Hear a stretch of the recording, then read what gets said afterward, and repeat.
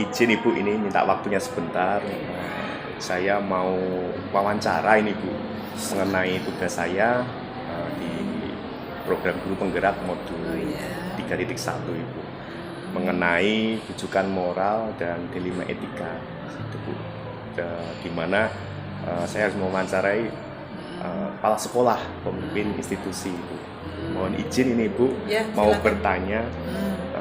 Yang pertama, selama ini Ibu menjabat jadi kepala sekolah, bagaimana Ibu dapat mengidentifikasi kasus-kasus yang merupakan itu dilema etika atau rujukan moral Bu?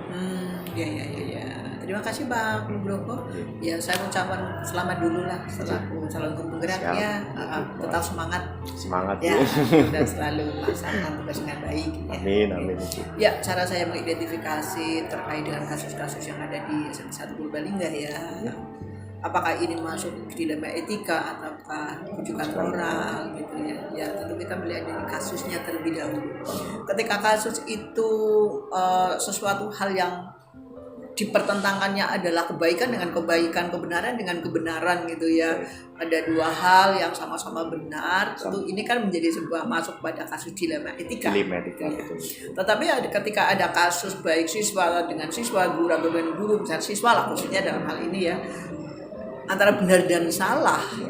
Ini kasus, ini bagian benar, ini salah. Ini tentu saja masuk dalam rujukan moral. Gitu ya, jadi caranya kita lihat kasusnya itu. Oke, jadi melihat antara benar-benar atau benar salahnya gitu Bu ya. Iya, betul. Mau izin mau bertanya juga Bu, selama ini bagaimana Ibu menjalankan pengambilan keputusan di sekolah ini Bu, terutama untuk kasus-kasus di mana ada kedua kepentingan yang sama-sama benar tadi, atau sama-sama mengandung nilai kebajikan. Bagaimana Bu? Iya. Dua hal yang sama-sama benar, sama-sama mengandung nilai kebajikan. Bagaimana saya dalam mengambil gitu ya. Ya, kalau ada kasus-kasus yang seperti ini, memang ini sesuatu benar, makanya masuk pada dilema etika ya, karena dua-duanya dipertentangkan dengan benar dengan benar gitu ya. Tetapi kan kami tetap harus mengambil sebuah keputusan. Kalau hal seperti ini tentu saya tidak sendiri. Di sini kita punya tim ya. Tentu saja saya harus mengumpulkan tim karena memang di sini sudah solid timnya. Kita bersama-sama berkolaborasi untuk bisa memecahkan permasalahan ini, tapi kita tetap berpegang pada aturan bahwa harapannya kita juga semua ada regulasinya gitu ya. Dan yang nggak kalah pentingnya juga kan ada sisi kebajikan yang kita harus peduli, ada sisi kebajikan atau kemanusiaan. Tapi apapun itu tetap harapannya ada dampak positifnya juga. Iya, jadi seperti itu. Melibatkan tim ya Bu dalam mengambil keputusan ya. Iya, jadi keputusan saat itu bukan keputusan sendiri tapi keputusan bersama. Baik Bu. Untuk selanjutnya kira-kira langkah-langkah atau prosedur seperti apa nih prosedurnya yang biasa Ibu lakukan selama ini? Selama ini yang saya lakukan ketika ada kasus-kasus yang seperti itu, tentu kami harus paham betul ya, kita identifikasi kasusnya dulu ya, kita kumpulkan fakta-faktanya, apa kasusnya, siapa saja yang terlibat, di mana, kapan dan sebagainya. Kumpulkan fakta-faktanya dulu, kita identifikasi fakta-fakta itu. Setelah kita identifikasi, seperti yang saya sampaikan, ini masuk kesiswaan kah, kurikulum kah, atau apa gitu. Nah, kita kan punya tim, maka kita kumpulkan tim itu, termasuk juga guru senior yang lebih paham, kita berkolaborasi. Yuk kita duduk bersama untuk bisa memecahkan permasalahan ini, sehingga harapannya nanti dampaknya positif, tapi tidak lepas dari aturan. Jadi identifikasi dulu ya Bu, sebelum melibatkan dengan betul, kita identifikasi fakta-fakta tadi yang disampaikan. Dengan menemukan fakta-fakta selengkap-lengkapnya, jangan sampai ada meleset, yang terlewat. Ya, betul. Iya. Baik Bu, untuk selanjutnya hal-hal apa yang selama ini Ibu anggap efektif dalam pengambilan keputusan pada kasus dilema etika? Yang saya anggap efektif adalah saya bersyukur di SMP 1 Purbalingga itu kan timnya luar biasa gitu. Sehingga saya tidak merasa sendiri. Apapun permasalahannya ya kita libatkan tim yang sudah ada, guru senior, itu yang menurut saya itu efektif sekali.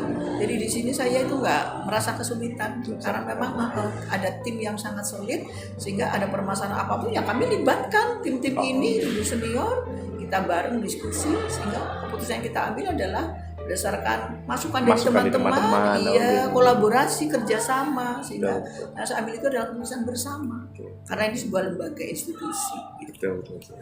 Jadi ada teman-teman rekan senior ini juga membantu Bu, karena pengalamannya ya Bu, mungkin ya. Berdasarkan pengalaman itu kan.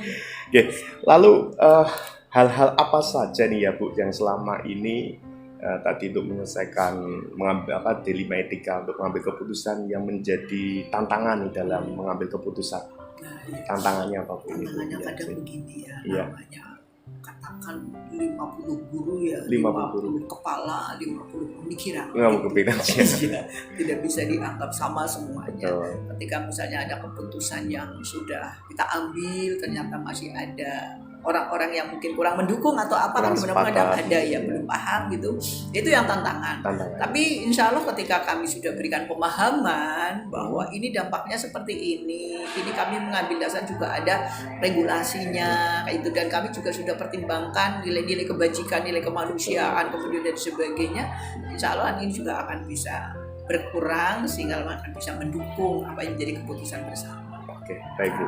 Selanjutnya, apakah Ibu memiliki sebuah seperti tata kala atau jadwal tertentu dalam sebuah penyelesaian kasus dilema etika? Apakah Ibu langsung menyelesaikan di tempat atau memiliki sebuah jadwal untuk menyelesaikannya? Seperti bentuk atau prosedur seperti apa yang Ibu lakukan?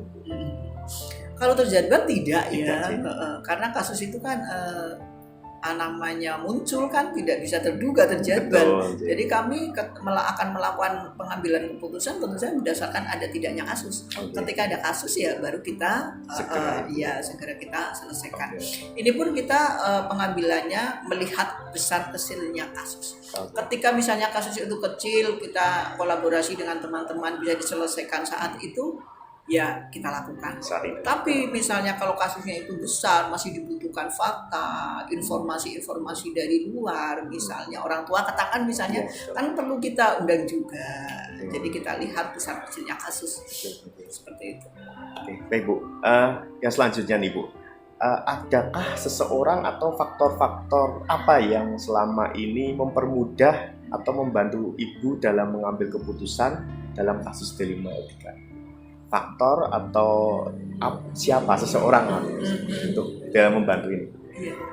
Yang menurut saya itu sangat mendukung saya, sangat membantu saya ketika ada kasus-kasus seperti ini adalah dukungan teman-teman yang luar biasa, kolaborasi teman-teman yang luar biasa, dan SDM yang luar biasa juga gitu.